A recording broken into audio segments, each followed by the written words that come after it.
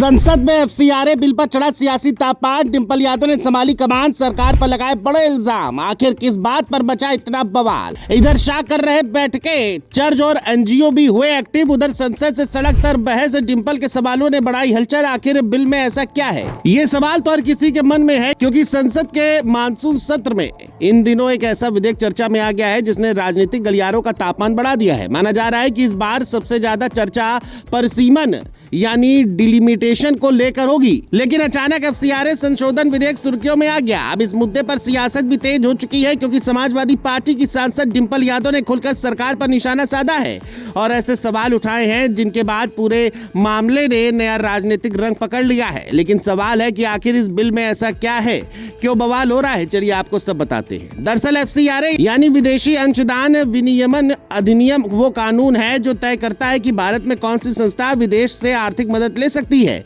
कितना पैसा ले सकती है और उस पैसे का इस्तेमाल किस काम में होगा।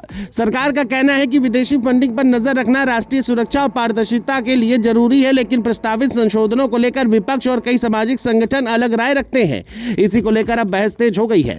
इस पूरे विवाद में सबसे ज्यादा चर्चा उस प्रावधान की हो रही है जिसमें विदेशी फंड से बनी संपत्तियों के प्रबंधन को लेकर नई व्यवस्था प्रस्तावित की गई है।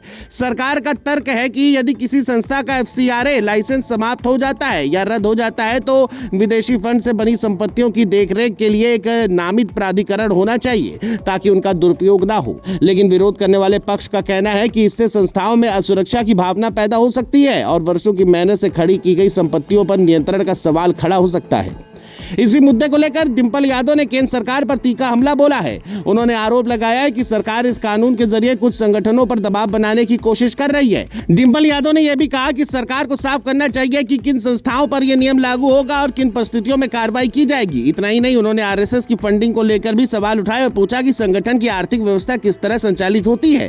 उनके इस बयान के बाद राजनीतिक माहौल और गर्मा गया है। दूसरी तरफ सरकार लगातार ये कह रही है कि संशोधन का मकसद किसी संस्था को निशाना बनाना नहीं बल्कि पारदर्शिता बढ़ाना है। गृह मंत्री अमित शाह चर्च, संगठनों और विभिन्न प्रतिनिधि मंडलों से लगातार बातचीत कर रहे हैं। सरकार की कोशिश है कि संसद में बहस से पहले अधिकतम सहमति बनाई जाए।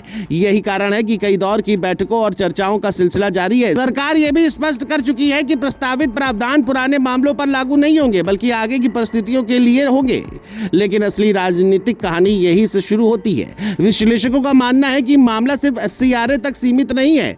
सरकार आने वाले समय में डिलिमिटेशन जैसे बड़े संवैधानिक मुद्दों पर भी आगे बढ़ना चाहती है, जिसके लिए व्यापक राजनीतिक समर्थन की जरूरत होगी। ऐसे में जिन दलों का समर्थन भविष्य में जरूरी हो सकता है, वही दल अभी एफसीआरए संशोधन पर सवाल उठा रहे हैं। यही वजह है कि ये बहस सिर्फ एक कानून की नहीं बल्कि आने वाले राजनीतिक समीकरणों की भी मानी जा रही है। फिलहाल संसद में नजरें इसी बात पर टिकी हैं कि सरकार इस बिल में कोई बदलाव करती है या मौजूदा स्वरूप में आगे बढ़ती है। इतना तय है कि एफसीआरए पर शुरू हुई ये बहस आने वाले दिनों में और ज्यादा राजनीतिक गर्मी पैदा कर सकती है।